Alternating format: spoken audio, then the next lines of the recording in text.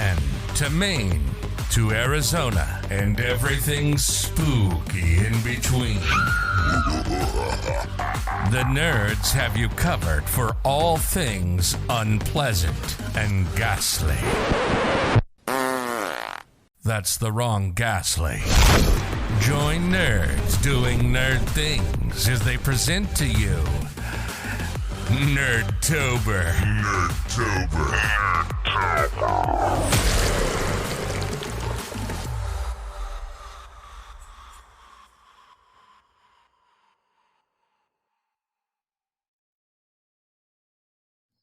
What's going on, nerds? It's AJ, starting it off with the Nerds Do Nerd Things podcast and the last episode of Nerd-Tober right here on Halloween. We are not going to talk about what just happened on my phone. Yes, we are. We are totally talking about it right now. Okay, so I made AJ roll a d20. I'm not getting into why. Okay, but I made AJ roll a d20, and of course, because it's our Halloween episode, he got a nat 1. I am the first one dead. So, don't mind me. I'm questioning whether or not my dog's eating here. So now I leave it to my illustrious brain. By the end of this episode, I will figure out what happens now that AJ has rolled a nat 1. That is not good at all. And I'm going to drop it down to introduce my good Mikey in the Dark friend. What's going on, Mike? Hey, not much. Definitely hasn't been. God, it's Mikey for a podcasty episode. Yeah, for like an official episode. You're a couple days late. We did Treehouse of Horror on Friday. Yeah. But I didn't do Treehouse of Horror with him. No, you just make us relive Treehouse of Horror every time we go over your treehouse. I was gonna make a joke, but I don't feel like it. All right, and Mr. Wrestling Guru himself back for another spooky dooky Halloween episode.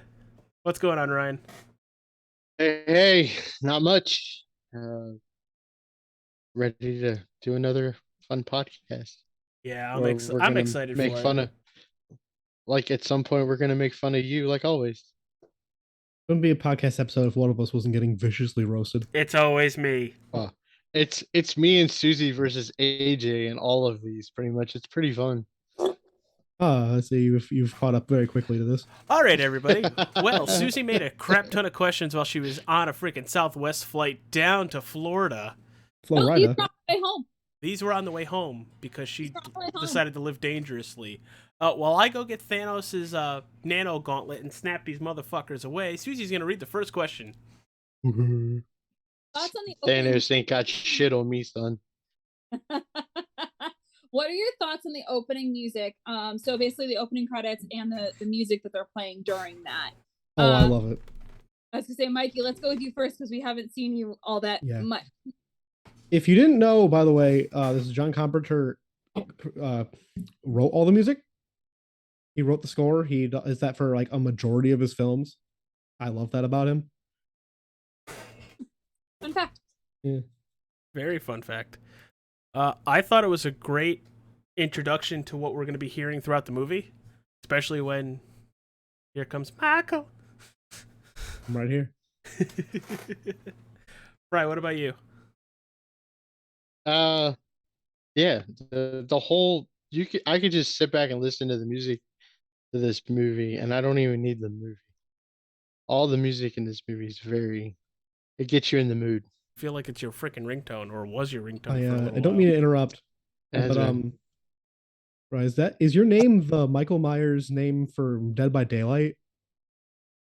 No, my name is the technical name. He is not referred to as Michael, only by Loomis. In the movie, he is referred to as the Shape in the credits. Oh. I swear that's through all of DVD. Literally, I believe it's through all of the original 4 that Michael's in, because he's not. The third one does not have anything to do with Michael Myers, but I believe it's the first 5 and might even be H2O. He's not referred to in the credits as Michael. He's referred to as the Shape. Oh, I didn't know that. Wow. In the movie, they call him the Boogeyman, so that is what I have titled him throughout all of these questions. Proto John Wick. All right, Creature of Darkness. Thoughts in the opening and how they did the viewpoint through the mask. First-person murder without doing the murder was very creepy on my end. I felt like I should call the cops and surrender myself. I was disappointed we didn't see more. But there was boobies. Yeah. Wouldn't be Yeah. a slasher movie without a titty. The interesting thing of that is this movie was shot with such a low budget. You don't see much because they didn't have enough money to spend on the special effects. Had some It's guy why off you camera don't with see it's why you don't see blood in this movie at all, because they didn't have the money for it. I mean, I was waiting to see in the the credits saying thank you to the Heinz Ketchup Company. Yeah, I mean, it's a really cool documentary if you get a chance to watch. There is a documentary about this movie. Oh no shit. It's very, very, very interesting on how they did the budget, because if you look on the things you've seen where, if the scene where Jamie Lee Curtis and her friends are walking across the street, if you look in the background, you can see palm trees because it's not actually in Illinois, it's in California. But there's also like all the leaves to make it fall. Those same leaves in one shot were, when they yelled cut, were being raked up, put in trash bags, and moved to the next scene and spread out to make them look like fall, because No they kidding. were filming this in the summertime or in the wintertime in California, and there's no leaves in a palm tree. It's not like New England where all the leaves fall down. In literally like a week. Mm-hmm. It's like the Whomping Willow when it's finally time for the leaf stuff. As far as the POV thing, we talked about this for Chucky. That makes it more eerie when they're only waist high and they're doing the killing. That just makes it even creepier for that aspect and that point, to see it from their point of view. You don't even realize that he's waist high, because all you know it's her brother. You don't realize how tall he is until he walks out with the parents. Yeah, that was nuts. I didn't realize it was him as a kid. Yeah. Mm-hmm. So like they don't do a height, like a real true, like where you really get the grasp of where the height is. So for all we know, this guy was like 6 feet tall recording this. And that's because I believe his sister is sitting at her makeup chair. Yes. Yeah. She's sitting down, but you still get that perspective of she's sitting on a chair and he's eye level with her. It also shows that he's been a psychopath his whole life. Yeah. Yep. I mean, 15 years later, he goes on a murder spree. I'm more upset about the dog. We're getting there. Oh. Would you have continued with all the inmates outside? I don't know. I think in my brain they showed what they needed to show with the escapees and everything, knowing that he was free. I don't think they really needed to go further into that and have lunatics across the town. It's not Arkham Asylum all over again. Yeah. Yeah, but I mean, is would you continue to go to the facility with all the inmates outside? Oh, I think once they realized I know what you're talking about, because he told her to keep going to the gate. Yeah. I would have said fuck it. I almost said fuck it at that point with the movie. I was literally like, away. Bye. don't do that again. I think I just broke my chair.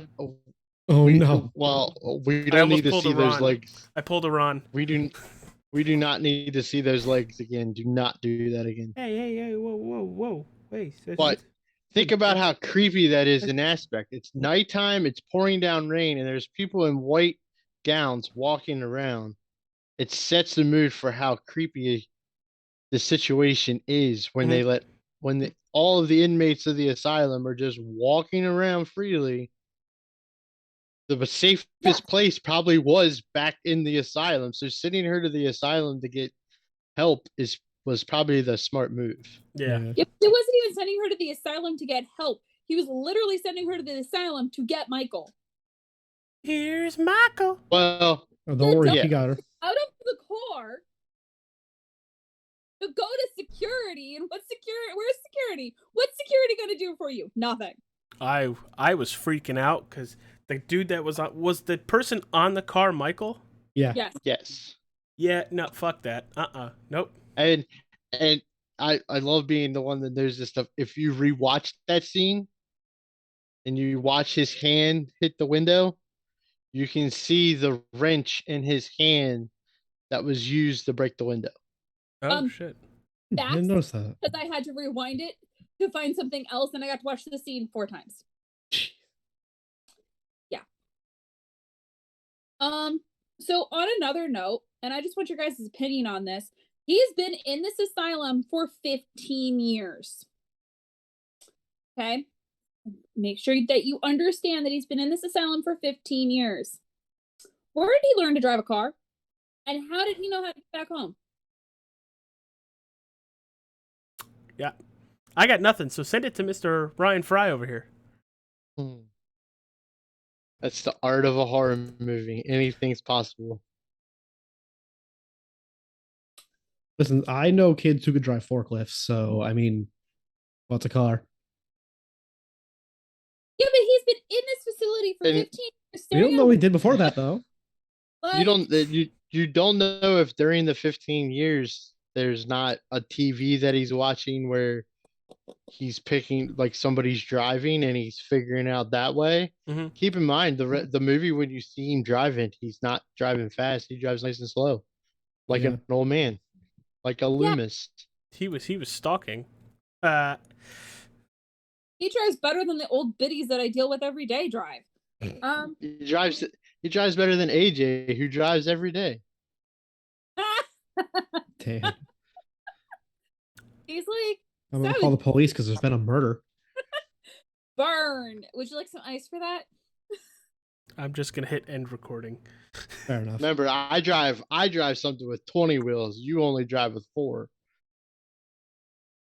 Yeah. I occasionally drive with 6. And I have to drive the stupid speed limit. Sucks. I think there's 6. Yeah. Yeah, 4 rear, 2 front. All right, we're going way too far into this. What's next, Captain? So I've officially dubbed Halloween. It is not a slasher movie. It is not a murder movie. It is a stalker movie. Yeah. Yeah. So what are your thoughts? Because It's love not how they did this. I loved how they did this. Thoughts on the stalking? Oh, well, let's... Fry, looks like you want to kind of rebuttal this. I don't think of it as a stalker movie. The first one you can kind of take it as that point, but after that it's not I wouldn't call it a slasher movie, although it is a slasher movie because the only thing he uses is something that you slashed with. But the premise of it being more of a revenge or a vengeful movie more than a stalker movie. Yeah, but I mean, the first one, he fixated on one girl. And I haven't seen any of the other ones. And I know like the last 3 that just came out are entirely about Lori. But I haven't seen any of Fry's like, don't bother. No. And like literally No. the only thing going through my head is like See, he's not focused on one though. Huh? He's not solely focused on Laurie Strode in the first movie. He's killing everybody in town. He's killing all the teenagers in town and all the people. His goal is to get everybody in town. He takes care of her 2 friends and their boyfriends or whatever. And then the next one, she's just the next one on his list. Mm-hmm. She's just the next person in the bat. And the way the original movie works is that was the only reason. That was John Carpenter's goal in the first movie, was she just happened to be the one that got away. That's the whole purpose of this first one. It's not until you get to the second movie, which is not John Carpenter directing the movie. He has his name on it, but he's not directing it, that we learn that the storyline has moved into, well, that's his little sister from when he that was did introduced later. killings in the first one. It's introduced in the very next one, the second one. I thought John Carpenter wrote that one, but he didn't direct. Yeah. I don't remember offhand if it wasn't his plan for them to be related. That's the whole premise of the movies. Yeah, after Halloween, this is that they're related. They were supposed to all be stories that happened to take place on Halloween, hence the name. Yeah. No, it's just this movie, first time watching it, right out of the gate, it feels like stalker movie. Yeah. Because, If you like, want to get your every stalker take of this movie, watch the second one right after the first one. That's a straight up stalker movie. Because that I can believe. the second one is supposed to take place right at like the same night as the first one. Oh shit. I'm happy I didn't then. I'm happy I was just slightly freaked out with this one. No, see, I was a little bitch. I wish I had known that. You are. But, Makes like, watching movies entertaining. for me, like, Ryan's reason, like, Ryan's whole thing, that makes sense to me. But the whole reason, like, for me personally, it feels exactly like a stalker movie is because almost every time we see him stalking is when Laurie's around. Or somebody's gonna end up dead. Or somebody's gonna end up dead. But, like, he appears right outside of where Laurie's babysitting, and then he goes into that house. Like, it's just different things that it's like, okay, now you're just being creepy. No, kids, everything's gonna be fine. I'll protect you from the bad man. Update: John Carpenter did write the second one. Okay. I think the reason he did it is because he wanted to get the money for Escape from New York, and they wouldn't give it, or Escape from LA, one of those, and they wouldn't give it to him unless he made a sequel. That. Right. So I hate the Doctor. I think the Doctor is dumb. I disagree. Thoughts on the Doctor and his analysis of Michael Myers. Do you think his decision to wait for him by the house was a smart one? Now, I initially thought he was going to wait for him in the house, and then, of course, a couple scenes later, we see him outside the house. I was like, that's a little smarter, but, like, dude. Okay, so Susie, it already looks like you got people that are disagreeing with you here. So, Mikey, go for it. I mean, I think Dr. Loomis is one of my favorite characters in this entire franchise, let alone this movie. He's like, yeah, fuck this guy. He needs to be locked up forever, and he knows. He's known him for 15 years. He knows what he's going to do. He's the one who knew Michael was coming back. He's like, he's going to come here because that's where he was. Mm-hmm. He will continue to come back here. He knows how he thinks. No, I won't argue the point. His whole thing, if I'm just going to stay here and not keep a police officer near me. Well, to be fair, every time he tries, they're like, whatever, we got some other stuff to do. Yeah. Someone broke into the hardware store. The idea of not having a police officer with him is to make him feel, or to help. He thinks he can calm Michael down by himself. Not a cop would escalate the issue. But Dr. Loomis by far is the best character in this entire franchise besides Michael himself.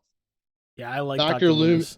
Dr. Loomis is the voice of the voiceless in this movie because Michael never speaks. Loomis knows what he's thinking and speaks for him for this entire movie up until his passing for Halloween 5. Yeah. No, the Doctor, I love the Doctor as a character. I just think his decision to stay, because originally when I wrote this, I thought he was staying in the house. I had to rewrite this for by the house. Yeah, I liked him just for the fact that we get all exposition pretty much through him. Yeah. And I think the reasoning behind being at the house rather than being in the house is because he knew that if he could get Michael's attention, or in his head he thought, if I can get Michael's attention before he enters the house, there's a chance that I can get him back at the institute or kill him. If I get him in the house, he's not coming back out of that house. Was what my feeling what Loomis was thinking. Also, I think he's thinking that if he's in the house, Michael can potentially sneak up on him. There's more places to hide in the house and then perform a sneak attack if he has to. Yeah, outside, you can't be, it's more open, but there's only really a couple avenues he can come at you from. In the house, there's little corners. Yeah. All right, Suze, what do we got? Oh, I see what the next one is. Okay, it's not a question. It's I Am Legend. It is a simple statement, and oh my God, what's the character's name? Mike knows the character as soon as I say that poor dog. Yeah.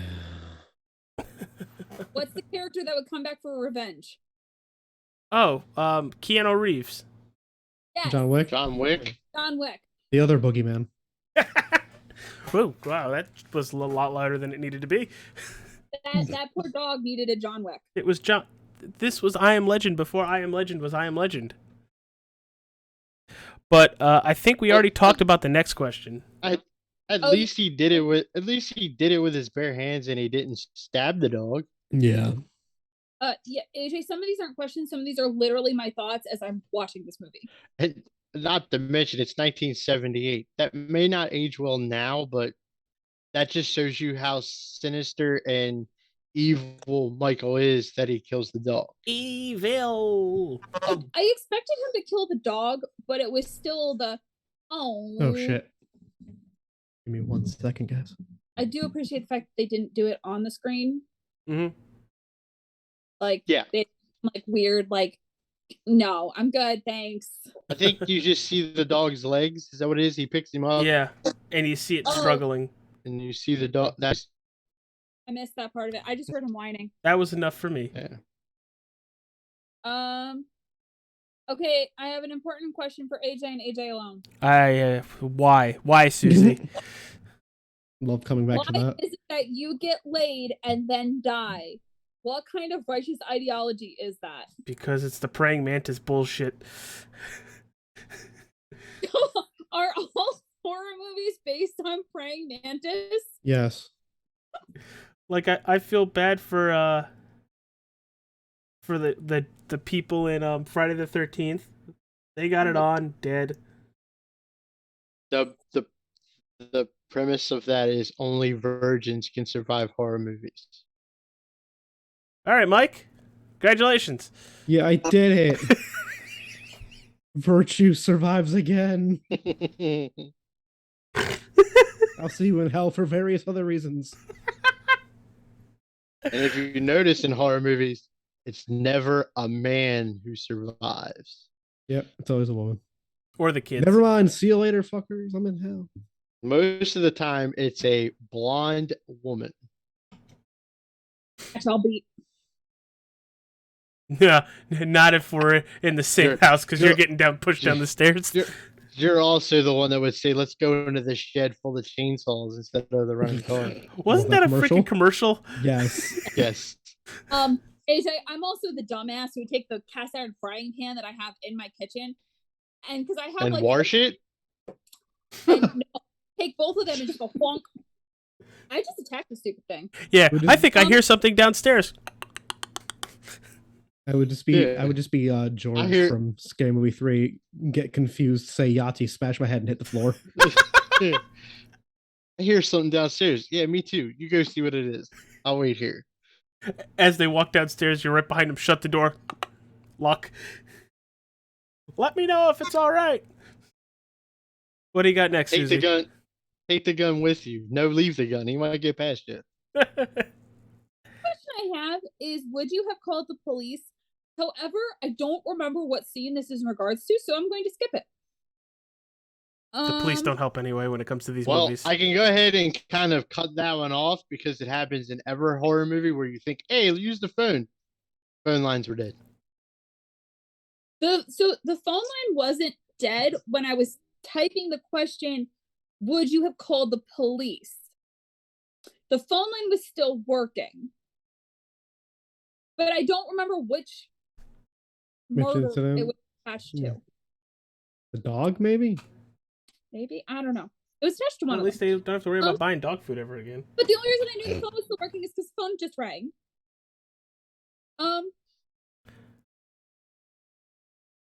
Would this be completely different if set in the current decade? I can't say what I want to say, so I'm just gonna message it to you guys. Okay, please do. But I think it can be a lot more gruesome now.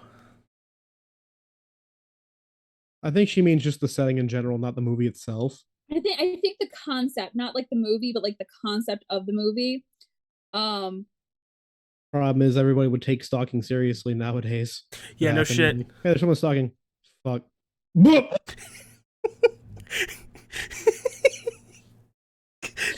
AJ, no.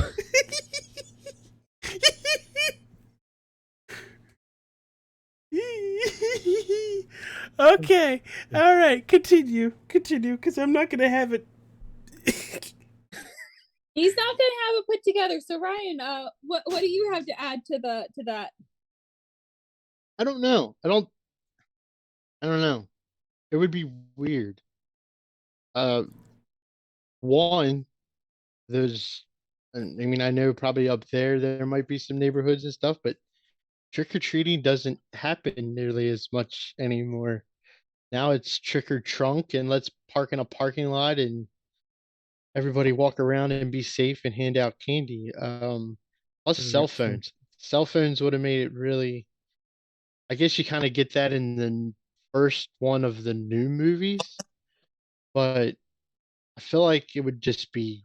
I don't think it would. I don't think it would work. Yeah, see, that was kind of my take on it, but I also feel like the story, the story itself might have worked, but they would have had to put it in almost like Amish, like, not to make fun of Amish people, but like, like that kind of area, more rural area.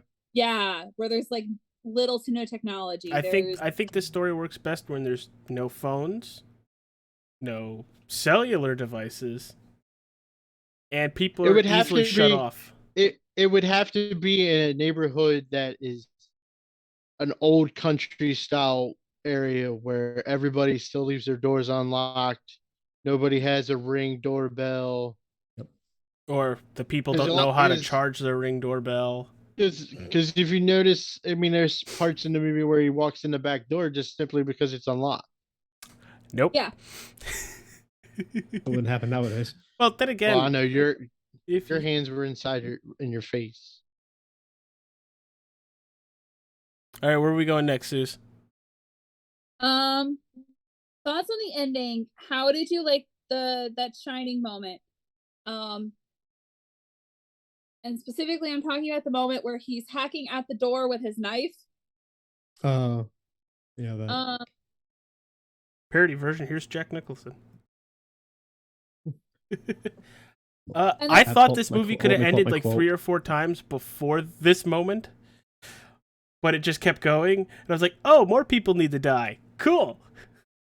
Okay, so clearly, I was high on lack of atmosphere at this point, because my entire thought process was, holy crap, he took off his mask.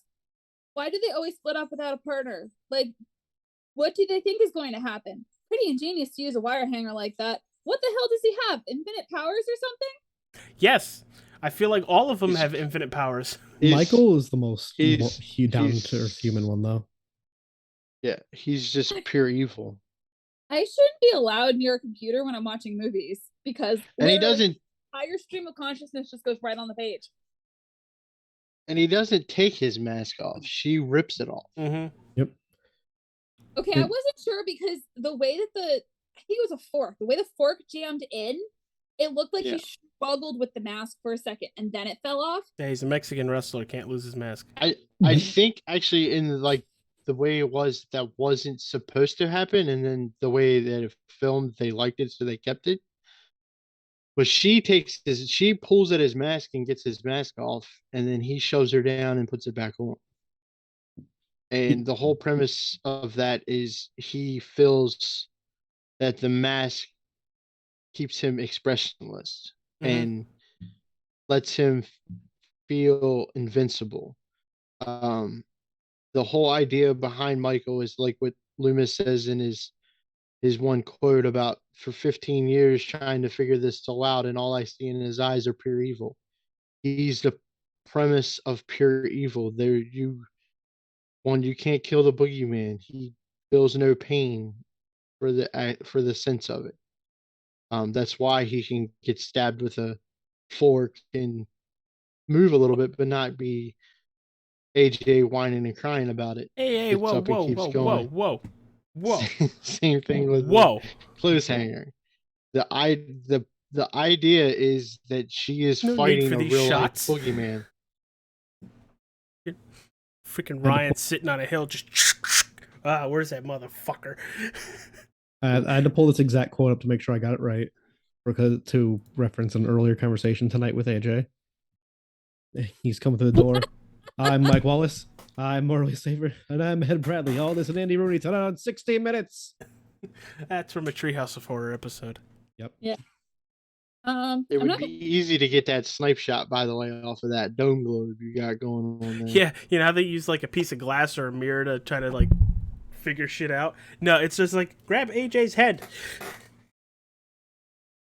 Use the Home sun of glare. using the Paulo Shino. No. Okay then. I'm gonna skip my next question. Okay, guys. I got 3 questions in one. Ready? Oh shit. Is this a test? I'm not No. writing anything down. Fuck. Favorite scene, favorite stalker moment, favorite kill. Oh, I got dead silence out of everybody. Ooh. I need refreshment. So Ryan, when you're ready, go first, because my brain is kind of like. Favorite scene? For this one, I've got 2 that are my favorite, and that is the one where she's in school and she looks out the window and he's standing at the car. And then kind of similar to it is when she's in her room. Actually, I Oh, with guess the 3 of them really, and it's all when he's stalking her. Is the one where she looks down at the laundry line and he's standing there. And then of course the iconic one where she's walking on the sidewalk and Michael's at the hedge watching. Yeah, just standing like halfway on the hedge. Just, Yeah. Yeah, that was one of my favorite scenes. That's my Favorite stalker moment. kill is not even a Michael kill. I mean, the PJ Soul kill, the choking with the phone, that's great and all. But the one with the non-Michael, the Michael, not the Michael that he yells at. I might be getting 2 movies mixed up. I might get in the first one and the second one mixed up because I usually watch them both together. Okay, I have no idea what scene you're talking about here. Because I don't remember there being 2 Michaels. Is there? Again, it may be in the second one because, like I said, I watched the first 2 together. But is there not a scene where that may actually be in the second one? Mm-hmm. Anyhow, just moving on because I watched the 2 together because they run together, and the second one is by far my favorite one. So I watch them together. That also has the best scene of any horror movie whatsoever, and all it is one solo shot of Michael. You got to watch the second one. It's by far it's not by far the favorite, but it's by far my favorite one. So yeah, kills would probably be PJ Souls with the dressed as the ghost and walks in and strangles her. My favorite scene is the one where he's kind of like being a creeper around the hedge. My favorite kill is seeing how early on in his life he was a fucking nutcase. Killing, I think, his older sister at the time, or his babysitter, one of the 2. It was his older sister. And what was the last one? Yeah. Favorite scene, favorite moment. kill. Favorite stalker moment. Favorite stalker moment. Honestly, Gotta be him in the hedge is a stalker moment. Yeah. Well, Yeah. Yeah. Scene and stalker can go hand in hand. Yeah, but I think favorite scene was for me, the realization when the mask finally comes off. Seeing Jamie Lee Curtis's kind of reaction to it. But Mikey boy? I think favorite scene is the moment when Michael goes to the window, they go back and he's just gone. Showing that even though he's still human, he's still just this force of nature. Mm-hmm. He's not unkillable. He definitely is hurt from this, but he's like, no, see you bitches. Favorite kill is the opening kill. It's just, I love it. And favorite stalking scene is the clothesline scene. So my favorite scene is the clothesline scene. Which could count as a star moment, but that is my favorite scene because it's the depth of the realization that there's something going on. My favorite stalker moment though is actually when the little boy sees him outside the window and he goes, "The boogeyman is here! The boogeyman is here!" When he's standing across the street. Mm-hmm. Yeah. Well, even a creepier one is when he looks out the window and Michael was walking back around the corner with the friend that he killed in the car Yeah. in the station wagon. That's even creepier. Just watching him nonchalantly walk around the corner of the house, like, oh yeah, I'm just carrying a dead body. Don't pay attention to me. La da da da da da da da. Business Exactly. as usual. My favorite kill, believe it or not, was actually the girl in the station wagon. Really? uh, All right. I'm trying to remember. She is like the director. She's not. She's not John Carpenter's, but like the producer or whatever. It's her. That's his wife that plays Annie Brackett, Oh, no which shit. is the Oh. brunette. All right. So what else you got, Suze? That's it. I have one final question for all of my peeps here. Oh, shit. Other than the fact that I will forever refer to Michael Myers as the Boogeyman. So if you hear me say Boogeyman, I am referring to Michael Myers. Because I cannot call Michael Myers by his name. Because that Shrek. No. Donkey! No. Worse One than of Shrek. I have too many issues with that name. One of them involves my family member has that name, so I can't. It just doesn't work. As long as they're not a murderer, too. How old is that family member? I think he's actually probably as old as this movie. Oh shit. Okay, No, so Michael, this Michael's older, so he needs to come up with a new name. He's got to change it. We can't be doing the same thing here. One of us has got to change. So I have a question. So we have done Halloween, Nightmare on Elm Street, Child's Play, Friday 13th. and Freaky. Top 3. I hate you. That's so easy. Okay, Mikey, go for it. It's super easy. Number 3, Nightmare on Elm Street. Number 2, Friday the 13th. Number 1, Halloween. Fry. Just because I grew up with all these movies and have watched them all multiple times, except for the Freaky movie, I didn't watch that one. It's actually pretty good. Spoiler. You should. I also have not seen it, but I hear it's good. As far as this goes, the big 3 are Michael, Jason, Freddy. For me, I've never been a Freddy Krueger fan. Those movies do nothing for me. And we've already had the discussion. Child's Play is it was always funny growing up because I had 2 older cousins, and it was Michael for them. My oldest cousin, who's no longer with us, he was Michael Myers through and through. There's nobody better. He's the end all be all. Don't have to worry about watching any other. Mm-hmm. And he's the one that taught me how good the Michael Myers and the Halloween movies are. Jason was kind of all 3 of our favorites, so we all grew up watching all of them. So it's hard for me to pick between the 3, but it's definitely Michael, Jason, and Chucky. You can put it in any rank you want to put it in. And so AJ, do you want to go next? Or you want me to? I'll let you continue to think about yours. Okay. Number 3 for me was honestly Freaky because it was somebody new and I really enjoyed the movie and the aspect of it. It's Freaky Friday with a horror twist. 2 honestly was Child's Play because Ryan, you were kind of building it up, and you made me really want to go back and see all the other movies following that along with the TV series. And number 1 was honestly Halloween because I don't know what about Halloween. Out of anything, it was more of a okay, not a lot of horror into it, but you're still like doing this around dark corners now. Just is somebody out there? Movie's full of dread. Yeah, And that's what I like about it. Yeah, the Halloween movie is supposed to instill the fear in you of not knowing what's around out the there. corner.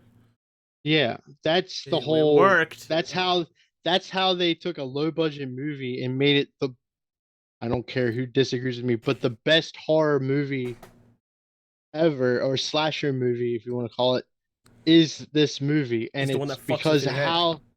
because how low budget it was and how non-graphic it was, but it still instilled fear into you of your unknowns. Okay, I shit you not, and you're gonna laugh at me, and Susie, you're probably gonna hold this against me, and so's Ryan. Mikey, you. Uh, I love you too. but I went out to the garage after seeing Halloween. Complete darkness, just going to get a soda, and I swear to Jesus, there was somebody just standing in the corner of the garage. Like, just standing there, not saying anything, not doing anything. I immediately turned around, shut the door behind me. I was like, nope, I'm gonna go get my phone. Turn on the flashlight, and I'm like, wait, there's a light in this fucking garage. What the fuck am I doing? Click the button. I was like, why would somebody put a coat there and just drape it over like the side of something? I was like, that's fucked up. Whoever did that is really fucked up. I shit you not. That's like an exact scare in like so many movies. I think the most recent movie I saw that in was The Bye Bye Man. And what's I can Okay. give you I can give you more of a culture shock for this because I've done 3 of these with you, 4 of them. Mhm. As much as I love horror movies and I love slasher films, scary movies, any of them, this 35-year-old is still afraid of the dark. Fair enough. I'm not When afraid of it the dark. is- I'm when- afraid of what could be when- in the dark. When it's pitch black dark, and even it's just because of watching enough horror movies, if I'm outside and I'm walking from my truck to my front door, I don't turn around. I'll figure it out when I get in the house. Oh, you dropped something? It's staying there tomorrow. Susie, what were your top 3? Okay, so I have 3, and then I have my favorite part of doing this series. I swear to God, if you bring up watching me, I swear to God. So it does have something to do with watching you. Well, it's not going to be you muting me. So my top 3, 3 would be Freaky. 2 would be Nightmare on Elm Street, and that's just because I enjoy Freddy. Oh, yeah. If you didn't cause enough nightmares in people's heads. Hey, I'm a little messed up in the head, Ryan, so Welcome then to the party. Halloween was definitely my favorite amongst this. But my favorite part about doing this is, so AJ and I are confirmed scaredy bitches. And I think my favorite part about doing this is watching Nightmare on Elm Street and AJ being dumb, sitting as close as possible to me. So I would just do this right across his arm. Like the claw, like the claws, like right up against the arm. I hit the ceiling, and I'm pretty sure there's like a good like popcorn bit of ceiling missing because it got knocked off with my head. And so we've done this for what, 3 years now? Yeah, yeah. Fuck Hereditary still. Fuck Hereditary. Right in the ass. One movie that has freaked AJ out to the point where I can't mention something without him freaking the fuck out. Nope, you leave Spider-Mom alone. I'm bringing up Spider-Mom, which I'm glad he brought his headphones up. So, I mean, we've found something every year. I don't know what it was for last year for you, AJ. I know the first year was Spider-Mom. Last year was the reptile's cage shutting off. For point of reference, I used to have a bearded dragon, and from 7 a.m. to 7 p.m. his light would be on, and at 7 p.m. as we were starting this movie, the light went off. And of course we're watching Stephen King. I fell the fuck out of my chair. On. Paul's hitting pause and we're going, are you gonna live? I fell out of my chair. I'm lying on the ground. I was like, is this what a heart attack feels like? So this is the first year you guys have tackled slasher movies, correct? Yes. Yes. Took you long enough. This was unfortunately my idea. Last year was Susie's, and I think the first year was, Carly's. Oh, well. That was a combination of all of us, I think. It was a combination of everybody, but it was more Carly and James than it was anybody else. Hold on. That means it's my time this year, next coming year. Well, kind of. So we can deviate it a little bit, but AJ put in House of Villains, Coraline, Corpse Bride, and Frankenweenie. House of Villains was good.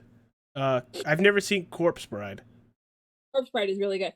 So somehow we ended up on a Tim Burton kick for next year. So recommendations are welcome. I've already got some. Whether we do these for Halloween or not, I don't know yet. But recommendations are welcome. Drop them down in the comments. All right, everybody. Mikey, where can people find you? You can This find year me. better. You can find me in the Shadow Realm because I'm trying to make content, but depression is a bitch. You can tell that. Yeah, no shit. Ryan, where can people find you and your beautiful face? Find me on Facebook at a group called Wrestling Over Everything. We're a wrestling chat group. We talk about any and all kinds of wrestling.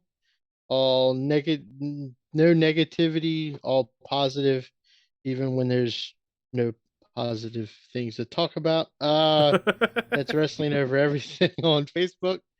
Trying to get the TikTok stuff started at WOE_fry. Catch me there with some wrestling content, and you never know where I might pop up. Suze, what about you? Uh, Outside of annoying the fuck out of me. Currently, you will find me in our end of year lineup. As I try to figure out where I can move things around, and I will be preparing for our Christmas specials. So for Christmas this year, we're tackling National Lampoon, Home Alone. Hate the person who picked this because I hate watching Home Alone. Jingle Jangle, Miracle on 34th Street, and Mickey's A Christmas Carol. I have to interrupt. Which Miracle on 34th Street? The original or the remake? I don't know which one's better. The original. Okay. One from like 34 question mark? Yes, I have the original on good. DVD. Man, I don't have anything wrong with the second one, the remake. It's just I prefer the original. All right, we're gonna send it to Rob Pulse, and we'll see you back in 30 seconds. Hey, you guys, this is 625 here from Lilo and Stitch. Some people think of me as AJ Coppola. I don't care. Just follow me on Facebook, on Twitter, on Instagram, Twitch at NDTA JalasStar15, and Xbox and PSN at AJ All-Star 15. I should have said AJ All-Star, but I'm a sandwich maker. What the hell do I know? Do yourself a favor. Go get yourself a hot fudge marshmallow tuna fish and ham sandwich. All right? Take care of yourself. Goodbye. Docket. Bet. Oh, God. Is somebody going to tell me, but not tell you guys because it's a surprise until next year. But peace out, everybody. Thank you for tuning into this year's Nerd-Tober. For Mikey, Ryan, Susie, and myself, check us next week when we start. What is next week's episode? She-Hulk. She-Hulk? I need to finish She-Hulk. I need to do something before we end this episode. Is this the China? Never mind.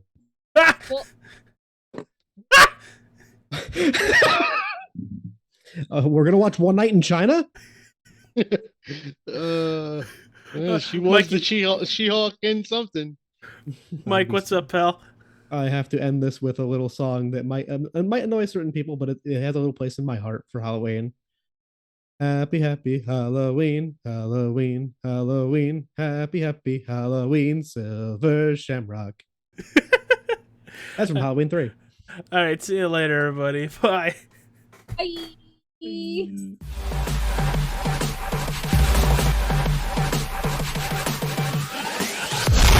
To stay up to date with the show, join the Nerds Doing Nerd Things Facebook page. See you next time.